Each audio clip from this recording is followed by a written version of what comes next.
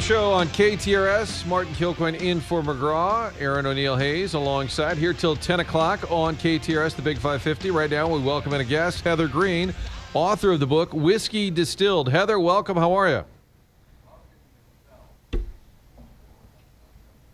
Heather, can Hello? you hear us? Hi, Heather. Hi. Thanks Good for having morning. me on. Hey, it's Good morning. never too early to talk about whiskey, but your book is more of a, I would call it sort of a guide people can read and sort of understand the nuances right now. As whiskey, we have just seen an explosion really in the popularity, correct? Absolutely. People are loving whiskey. They can't even keep it on the shelves in stores right now, especially American whiskey, which would be styles such as bourbon or rye.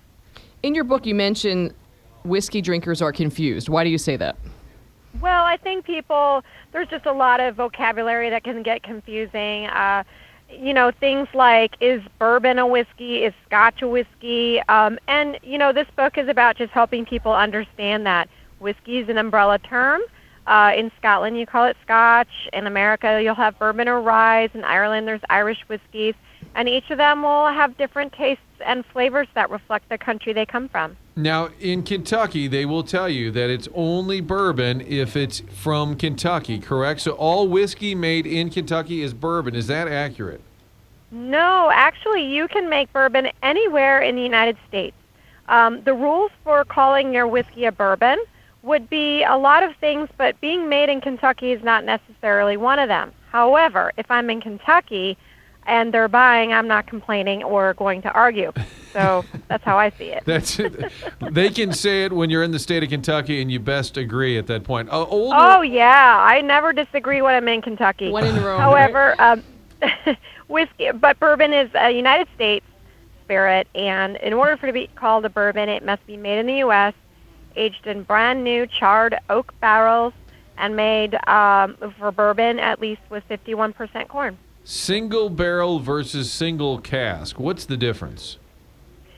Single barrel is a whiskey that comes out of one single barrel and is bottled. And single cask is the same thing. It's whiskey that comes out of a single cask.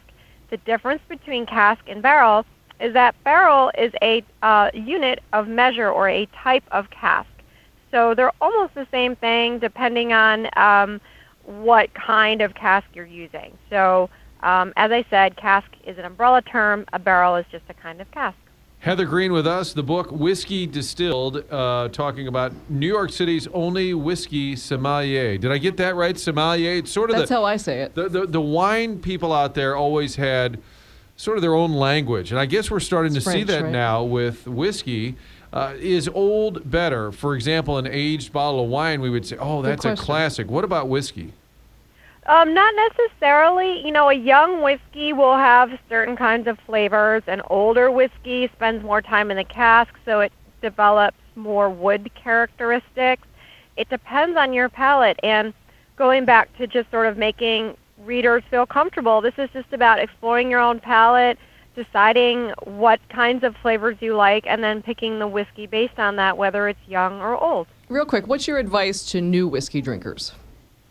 My advice to new whiskey drinkers is find a friend and sit at the bar and somebody orders a bourbon and somebody should order a scotch, and then just sort of nose them and taste them and just do it together. It's a really nice way to sort of really start getting the differences between different whiskey styles. Is it all trends? Because vodka was it for a while, and Right. It seems it's shifted to whiskey. Is that fair?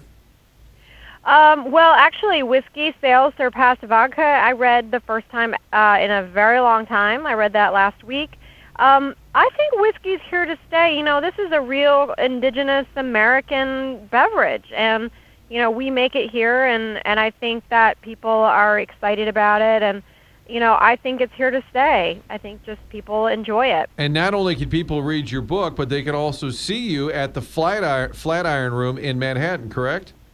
Yeah, I teach classes there every Tuesday night. I'm on book tour now, but when I'm finished, I will be back teaching classes. And there's something Great Gatsbyan about drinking whiskey. It feels like the Roaring '20s are back, or old school, even the Cowboys. That's what I wondered. How do you gear this towards the younger generation of drinkers? Well, actually, the biggest, newest resurgence of drinkers are the young drinkers. That's who's driving this. This is the 20s and the 30s and the early 40s. This is what's driving the Renaissance, and women and different kinds of people. Less so older people are drinking whiskey. This is really pioneered by a new generation. And where can people find your book, Whiskey Distilled? You can get it, thank you very much. You can get it on Amazon.com, and you can also get it at Barnes & Noble. Everything you were afraid to ask about whiskey, but you can find it all. What was it? Afraid to ask, but now, or got me. There's an expression there. I don't know. I'm not sure. But the point is, Well, the book is everything you wanted to know about whiskey And is in more. but there. we're wanted to know, but we're afraid to ask. Yes, Heather there you go. Green, That's it. Circle gets the square. Heather, thanks so much for your time. Thank you so much. That's what I was trying to say. Boy, it's early in the morning. All right, let's do traffic now.